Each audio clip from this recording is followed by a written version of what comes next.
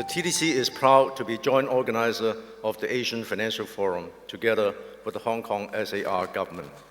The forum is growing from strength to strength and is fast becoming the region's annual financial summit. It also serves as an annual reminder of the vital role played by Hong Kong in serving the region and the world. The theme of this year's Financial Forum is Asia Driving Sustainable Growth. To achieve this, we must harness the potential of the whole region under a new and more connected model. This model is already taking shape.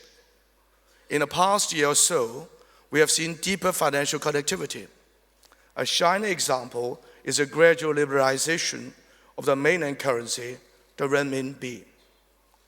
We have also seen deeper business connectivity and closer government-to-government links in Asia.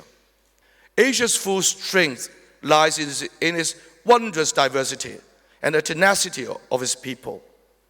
By combining the individual strengths of our economies, I'm confident that Asia can drive sustainable growth.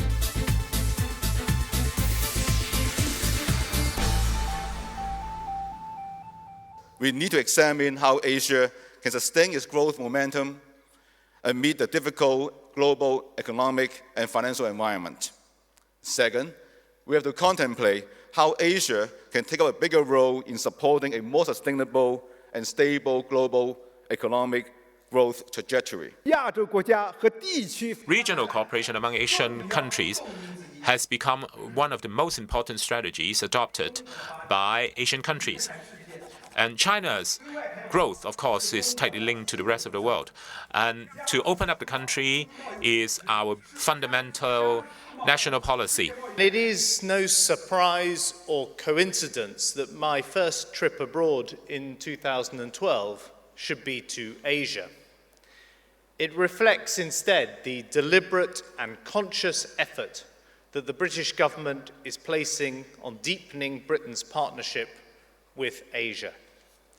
For Asia will be the engine of world growth in this year and in the years ahead. Europe is facing difficult times, but the so-called Eurozone crisis is sometimes difficult to understand. So, ladies and gentlemen, what exactly is this crisis about? First, let there be no mistake. This is not a crisis of the euro as a currency. The euro is here to stay. The challenges we face are huge. Asia's role in sustaining global growth is critical, and this will best be achieved by ensuring Asia's own strong growth continues.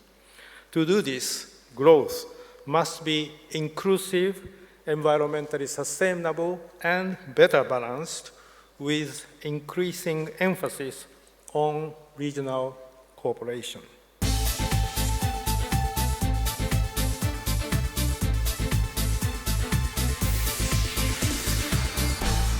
There is a reason for strengthening the regulations, and I look at the questionnaires and the answers were many people here agreed to the strengthening of financial regulations, and there is a reason to do that.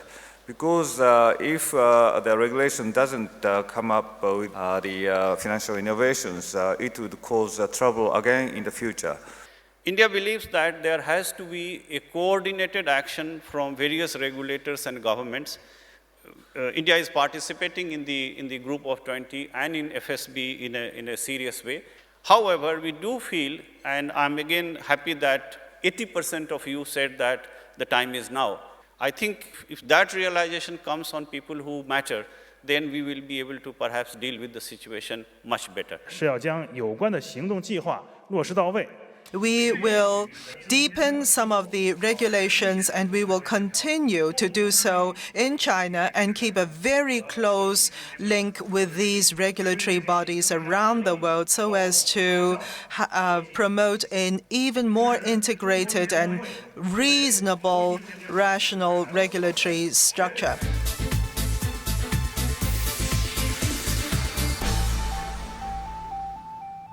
Only a few months ago, the IMF warned that the global economy was entering a dangerous new phase. Sadly, that phase is no longer new, but it remains more dangerous than ever. The stakes are high. Without bold action, Europe could be swept into a downward spiral of collapsing confidence, stagnant growth, and fewer jobs. And in today's interconnected global economy, no country and no region would be immune to that catastrophe.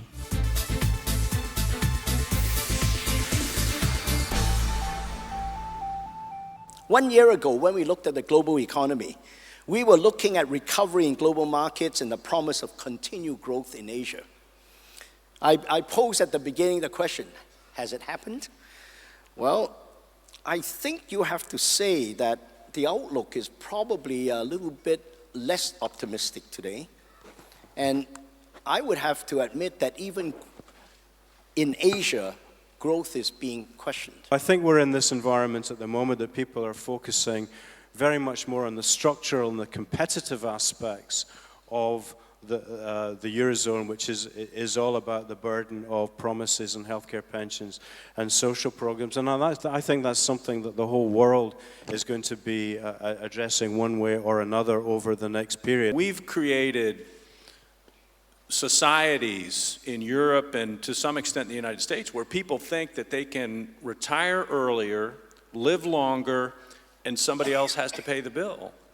And for me, the bigger question is when that point gets addressed. And it's really hard. And you compare that with Asia, where it's frequent that you encounter people working into their 60s, 70s, and 80s, and it's just a different model. Technology is moving too fast, and productivity is increasing, and consumption is not keeping pace. So jobs are getting lost. And this is a problem all over the world, and until and unless leisure become an important ingredient. I think SMEs are more vulnerable when we have these crisis times, because they are more vulnerable because they cannot reach the information in time, they cannot reach the global markets, they cannot reach the financial resources in time.